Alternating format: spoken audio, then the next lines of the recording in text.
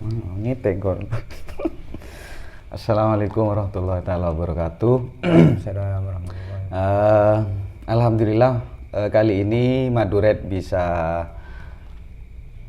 silaturahmi langsung ke kediaman Kiai M. Faizi, penulis buku Merusak Bumi dari Meja Makan. Buku yang fenomenal dan juga banyak dampak positifnya kepada para pembaca. Nah, buku ini juga merupakan buku yang dikata pengantari oleh Menteri Lingkungan Hidup dan Kehutanan Republik Indonesia, Ibu Siti Nurbaya. Nah, sekarang juga sudah terbit yang Sama. cover baru. Ya, rasa leci, ini rasa cabai. Ini sama tuh. Ini buku ini berangkatnya dari keresahan sejak lama apa baru-baru ini? Mungkin sekitar tahun berapa ya? Baru-baru aja sebetulnya 2015-an lah mungkin yang terpikir untuk banyak menulis tentang itu. Tentang sampah. Tentang sampah makanan awalnya, Iya. khususnya sampah makanan. Sebetulnya sampah secara umum iya, tapi lebih khusus sampah makanan. Menarik karena juga dibahas masalah plastik di dalamnya. Termasuk ya, itu kan sampah secara umum. Tapi sebetulnya saya membahas sampah makanan, sampah di meja makan lah gitu intinya. Sebenarnya gimana ya efek negatif dari hal itu? Ya kita tahu kan tempat meja makan itu kan tempat yang paling menyenangkan kan, tempat menyenangkan, tempat orang makan apa, dan biasanya ketika orang senang lupa pada banyak hal yang menjadi penyebab atau alur yang membuat meja makan itu terjadi, yang membuat meja makan itu tercipta. Jadi gimana nasi kok tiba-tiba jadi nasi, kok tiba-tiba jadi sop, kan tidak tahu ini dari mana. Nah, saya mencoba mencari tahu, mencari silsilah makanan, silsilahnya kentang, silsilahnya beras itu dari mana saja. Kemudian dibikin begini. Sebetulnya sih gitu aja. Kalau kan di dalam juga dibahas masalah sampah plastik. Sebenarnya kan untuk saat ini kita memerangi sampah plastik ini juga sulit kayak. Iya. Jadi buku ini sepertinya juga. Iya, ini bahkan saya sama penerbit aja harus perang dulu. Oh. Tolong bukunya jangan dibungkus plastik. Oh. Iya. Oh, ini susah juga katanya kalah sama pasar. Buku yang disampul plastik itu kan baru aja sih, baru 2005 ke belakang ini. Dulu memang nggak ada buku tuh, nggak ada. Oh, memang sudah Nggak terbuka ada. seperti ini. Iya, buku tuh begitu terus dari dulu. Cuma 2005, 2006 ini yang dibungkus plastik. Sudah pokoknya gini aja, yang khusus mau saya jual nggak usah dibungkus plastik. Saya bilang begitu. Tapi juga efeknya luar biasa kayak. Alhamdulillah. Efek. Paling tidak membuat orang berpikir ulang untuk menggunakan sampah plastik ini. Iya. Di dalam buku ini juga membuat tertarik ada komunitas namanya komunitas pemulung. Oh iya, pemulung sampah ya. Banyak di sini komunitas Mas, ada kopling. Yang perempuan itu yang SMA itu pemulung sampah gaul. Pemulung sampah gaul. PSG, ada juga kopling, komunitas pencinta lingkungan. Ada banyak komunitas di sini. Itu berangkatnya dari bagaimana Ki? Awal. Jadi memang begitu. Di sini ada SMA kan, SMA Putri. Pada tahun 2008 kepala sekolahnya namanya Bapak Lora Mustafa itu bikin peringatan Hari Bumi 21 April kalau nggak keliru. Peringatan Hari Bumi, nonton film Home kalau nggak keliru. Itu film tentang rusaknya bumi dalam 50 tahun terakhir. Penebangan besar-besaran, tambang dan segala macam. Jadi bumi itu tenang-tenang saja selama ratusan tahun dan hancur dalam 50 tahun terakhir. Di situ baru kami berpikir, di antara yang paling banyak membuat kerusakan itu ya manusia, karena praktis, ingin banyak dapat kekayaan, ingin macam-macam lah. Dan salah satu penyebabnya adalah limbah plastik. Gitu awalnya. Tapi ketika itu kita belum kampanye memang, cuma baru mengenal jenis sampah plastik yang ini dan segala macamnya, baru gitu. Kemudian pada tahun berikutnya baru PSI itu membuat program pemanfaatan daur ulang. Daur ulang limbah plastik ya, limbah plastik yang bisa didaur ulang. Kalau gini nggak bisa. Yang bisa. Jadi sebetulnya bukan anti begitu, tapi mengendalikan. Lebih ke mengendalikan. Mengendalikan. Soalnya ada barang yang memang bisa kita kendalikan, bukan ada, banyak. Dan ada yang memang tidak bisa dikendalikan. Sulit dikendalikan. Intinya begitu sebetulnya. Kita itu mengubah mindset, mengubah cara berpikir aja. Berarti selain juga berkampanye melalui literasi juga secara langsung. Memang awalnya ini kan belakangan. Awalnya memang secara langsung. Gitu. Sekarang santri di sini kalau siswa ya, kan perempuan semua. Sempat dulu bikin bank sampah. Sekarang nggak jalan bank sampahnya. Karena memang nggak ada sampahnya. Sudah mulai bersih. Jadi begitu cara kita. Sampah itu nggak seberapa sih, mungkin dari anak-anak yang baru datang, anak-anak kecil yang mereka yang tetap suruh beli pentol, dibungkus plastik, jangan dibungkus atau dibungkus gitu loh, ngotot, ngeyel, ya namanya anak kecil ya biarin aja lah. Berarti untuk cemilan-cemilan 500-an gitu, di lingkungan sekolah sudah tidak ada? Kalau di SMA nggak ada. Berarti cemilan teman-teman murid itu apa? Iya kan ada sini pentol ya, pentol itu ya yang jual pentol ya harus nyiapkan mangkok. Kerjasamanya begitu. Nah, yang suka cemilan-cemilan 500 itu kan anak-anak MI. Anak-anak MI ini yang susah memang. Diajak ngomong segala macamnya. Kalau anak SMA-nya nggak ada. Airnya juga pakai gelas gitu. Kalau nggak keliru, tempat sampahnya di halaman itu cuma ada 2. Cuma ada 2. Nah, ini contohnya ya. Mungkin saya bisa jelaskan. Salah satu penyebabnya itu karena kita itu terpola untuk bersih. Gimana halaman bersih? Kan intinya bersih. Dengan cara salah satunya memperbanyak tempat sampah. Dengan banyaknya tempat sampah justru merangsang kita untuk memproduksi sampah. Jadi kata saya kemudian bikin slogan begini. Kalau anak nakal itu buang sampah sembarangan. Kalau buang sampah ke tempatnya itu bukan istimewa, itu anak biasa-biasa saja saya bilang. Kalau yang istimewa itu tidak sembarangan buat sampah gitu. Tidak sembarangan buat sampah. Begitu. Makanya tempat sampahnya cuma ada 2. Berarti kalau di lingkungan pesantren memang sudah Kalau di seluruh lokasi di sini ya enggak, cuma di sini. Di tempat lain sudah mulai di beberapa. Misalnya kegiatannya. Jadi konsep yang lain itu adalah KTSP, kegiatan tanpa sampah plastik. Kalau sehari-hari nggak bisa, paling tidak kalau kegiatan lah, yang bikin limbah. Jadi kalau ada seminar begitu? Kalau di SMA ini memang dari dulu nggak pernah pakai vinil, nggak pernah. Ngkui rambing, samper gitu ya. Kalau desain pakai kertas bekas begitu. Terus kemudian suguhan juga tidak ada yang AMDK begitu? Ya air kan begini.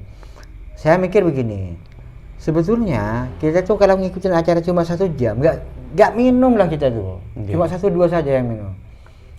Ya karena dikasih minuman, akhirnya kita minum gitu loh. Masa peleka sih cek kurang 1 jam tuh iya. Akhirnya kita nyiapkan minuman pakai galon atau pakai air, biasanya ngambil air sendiri, gelas ditaruh di samping. Kalau mau minum ya minum situ aja. Panganannya ya juga misalnya pakai pangan lokal, gula merah misalnya. Jadi memberdayakan tetangga-tetangga, Bu tolong bikinkan ini, bikinkan olat, bikinkan los-elos. Bahkan dulu anak-anak itu pernah bikin festival pangan lokal berbasis gula merah. Itu ada 60 jenis makanan. Ternyata 60 jenis, sekitar 60 jenis makanan. Festival pangan dari basis utamanya gula merah. Basis utamanya. Bahkan banyak makanan yang saya sudah nggak kenal itu apa namanya. Dan kalau melihat di sekitar kita juga di masyarakat sudah lumrah sepertinya nih penggunaan penggunaan plastik, terutama misalnya AMDK. Iya. Ya gini intinya, kalau bisa dikendalikan ya kendalikan. Kita kalau bikin revolusi besar-besaran ya mungkin belum bisa. Kalau seandainya saya jadi presiden ya mungkin bisa. Kayak Kim Jong presiden korut itu. Kim Jong Un. Iya, kalau dia itu kalau ada makan nggak dihabiskan langsung penjara kan. Gitu. Kalau saya mungkin tembak di tempat. Gitu.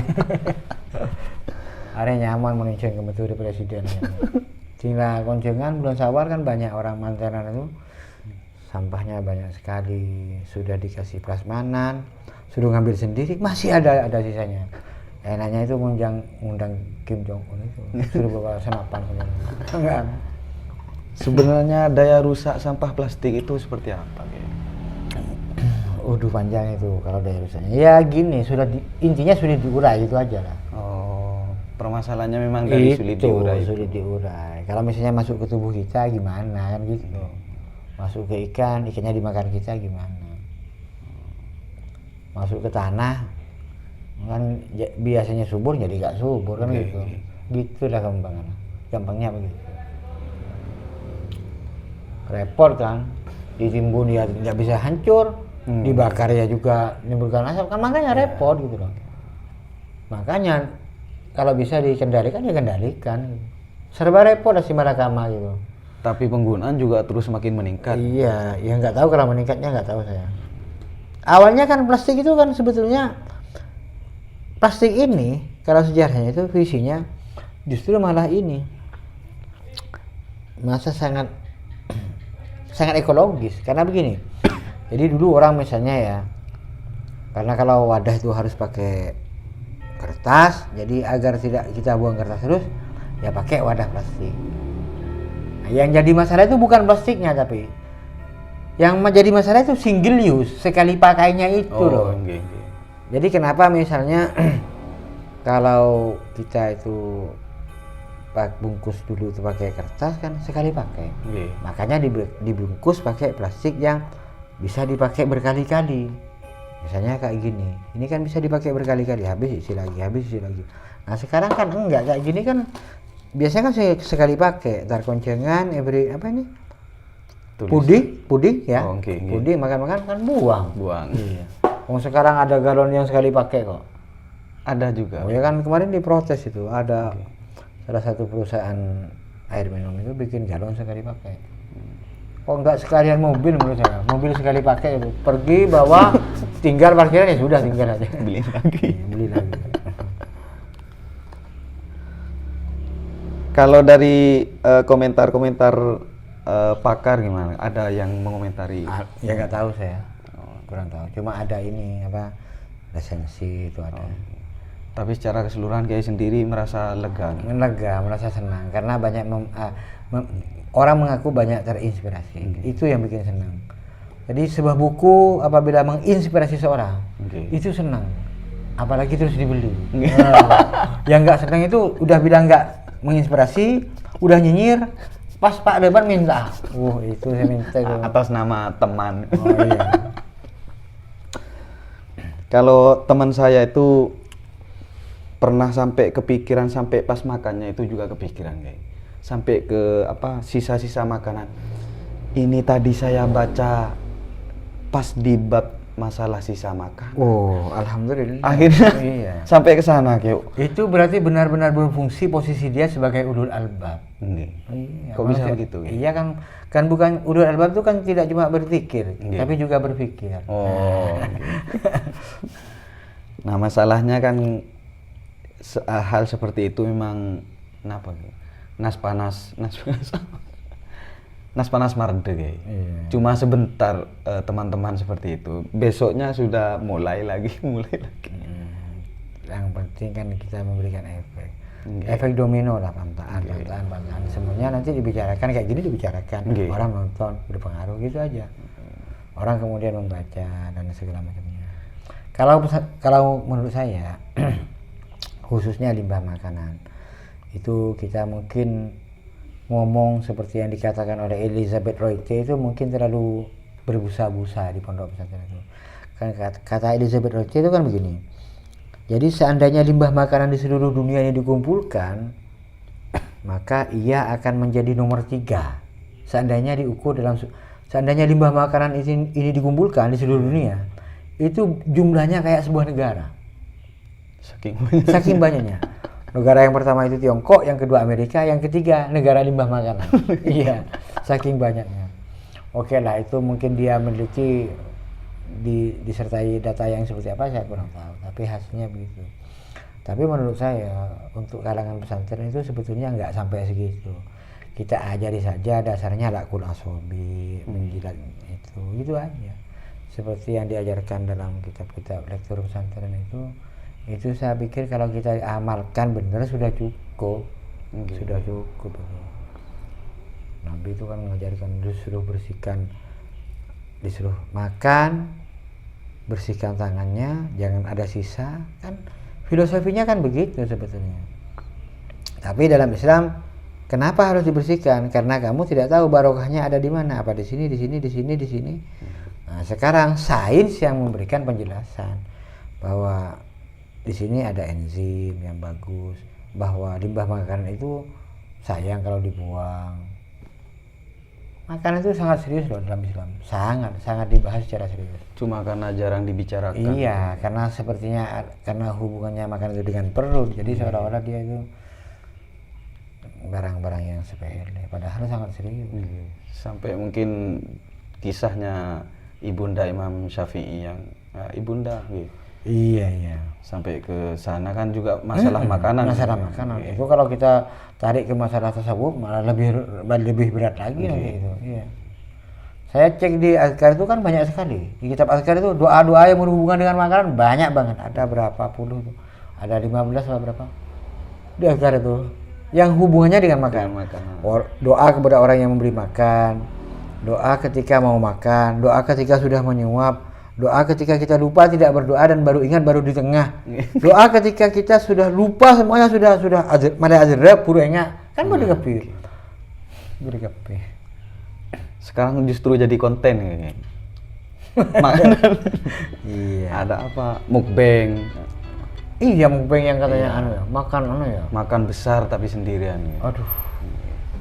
Itu gila kayak gitu. Benar-benar. Tapi itu juga nggak sampai habis, cuma sekedar pembuktian. Saya nggak tahu, katanya memang ada program mukbang itu apa nggak tahu. Justru yang paling terkenal kalau di Indonesia itu untuk konten-konten memang konten makanan. Iya. Iya. Konten makanan. Iya, ada yang misalnya ya mukbang itu makan besar cuma sendirian, atau mungkin ada yang selera pedas, membuktikan selera pedas. Dan kiai dengan sendirian memerangi hal itu. Menarik juga ini Mas, gini, ada di Ponorogo warung, saya baru tahu, tapi itu pun baru tahu ininya, cuma baru tahu nama warungnya. Warung Bu Sapa gitu ya. Dia jual serba 10.000. Tapi kalau makanannya nggak habis, denda 10.000. Oh, itu asli, benar ada? Iya katanya, di Ponorogo, teman saya yang cerita. Nih Tom itu. Berarti 10.000 nggak habis, bayar 20.000. Maksudnya mereka karena mungkin dia polanya gempa mah, biar nggak gitu maksudnya mungkin. Mungkin nanti ada rencana untuk melanjutkan buku ini. Nggak tahu kalau melanjutkan, saya nggak terpikir, tapi mungkin saya masih nulis tentang gitu. Oh, tentang tentang makanan itu sesekali, cuma tidak semasif ini. Kalau ini kan memang direncanakan nulis banyak.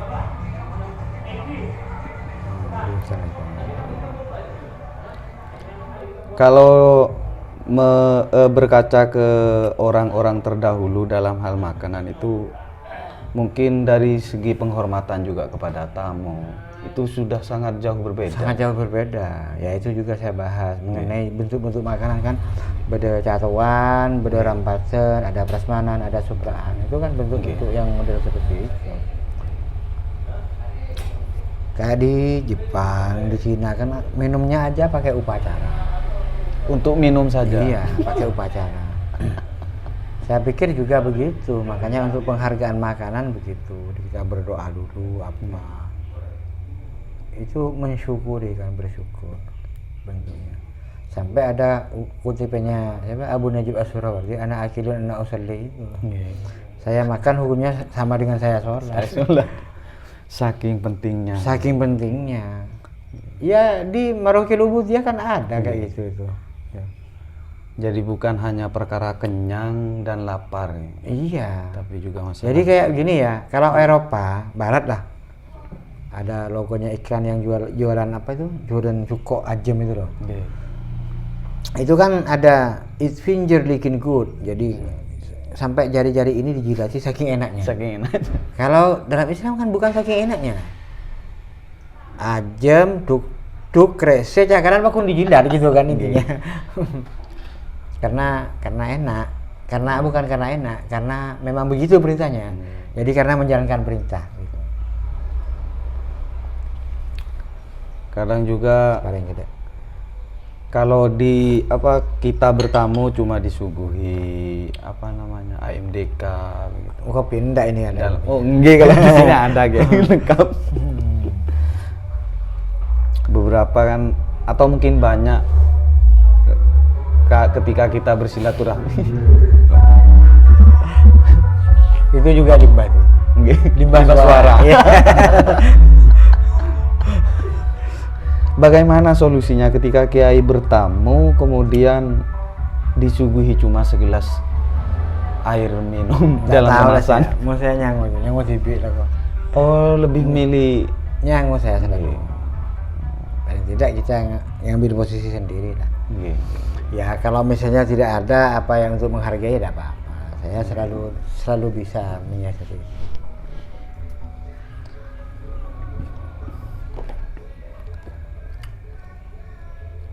Untuk seminar mungkin sudah berkali-kali dibahas nih. Enggak berkali-kali, cuma berapa kali ya. Iya, nggak sampai 10 kali lah kayaknya. Itu pernah di Nurul Jadi, di sini pernah, di UM Kafe Pustaka pernah. Tapi serius itu bahasanya. Ya, serius. Jelas serius. Serius bahasanya.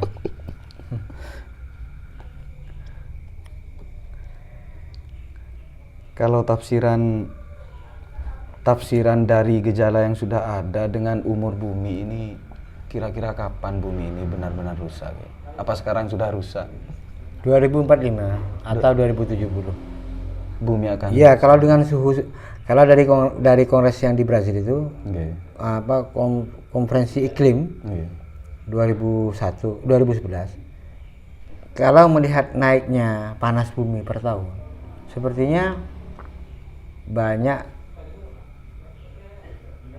binatang-binatang kecil kayak plasma nutfah dan segala macamnya itu akan mati pada tahun 2045 atau 2050. Yang dengan demikian maka hutan tropis itu akan habis dan yang berakhir gitu. Dan teorinya begitu. Dan itu salah satu penyebabnya sampah pastinya kayak. Iya, jelas gitu. Apa memang kekurangan kekurangan daur ulang ya, produksi untuk mendaur ulang sampah itu. Misalnya di Indonesia apa tidak ada lembaga khusus pendauran ulang kan? Nggak tahu saya kalau itu daur ulang dan segala macamnya. Saya juga terinspirasi oleh apa yang dilakukan oleh Tuan Guru Hasanah yang juga ini itu yang di Lombok. Dan itu kan serius sekali memerangi sampah. Tapi nggak tahu, kalau saya ini kan pembahasannya limbah makanan sih sebetulnya. Lebih ke limbah makanan. Kalau beliau itu membahas fokus sampah secara umum. Mesin penghancur sampah itu juga ada, tapi mahal sekali. Tapi saya kira nggak masalah soal mahal itu. Mahal itu kan bisa dibeli. Kalau bumi rusak kan nggak bisa dibeli. Tidak bisa diulangi lagi.